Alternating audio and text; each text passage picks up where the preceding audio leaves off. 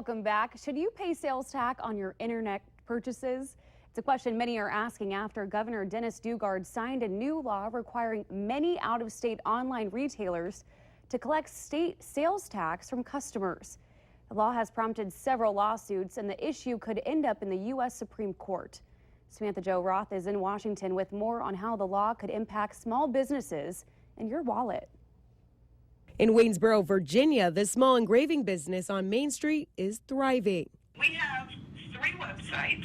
But owner Stacy Strawn has her eye on a new law in a state 1,500 miles away in South Dakota. It would be a tremendous burden. Many states, including South Dakota, already require online retailers to collect sales tax if they have a store or warehouse in state. But now the Mount Rushmore state is going a step further, mandating those internet businesses collect sales tax if they sell at least $100,000 worth of product in South Dakota. Enforcement of this law is on hold as several groups are suing South Dakota. Strawn says if the courts find this law constitutional, she could be forced to make some major changes. We'd have to raise some prices. I may have to let somebody go. Steve Del Bianco with NetChoice, an organization suing the state, says the law hurts small businesses, not big box retailers. Businesses like Amazon can afford to collect sales tax, and they do for 80% of the U.S. population. For those small businesses, the burdens of keeping track of 12,000 different tax jurisdictions,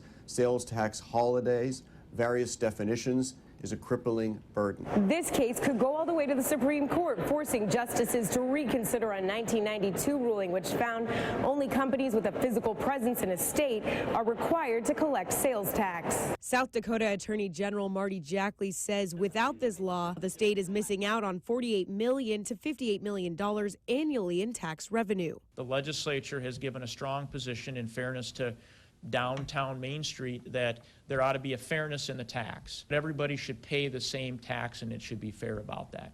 Both sides are eager for a timely resolution, but it won't happen this year. In Washington, Samantha Jo Roth reporting.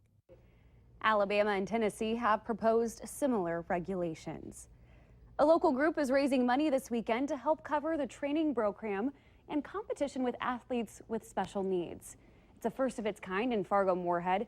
It's called the Fargo Mania Row Raiser. The Row Raiser event kicks off Saturday at 7:30 in the morning at the Train Depot on Main and Broadway downtown.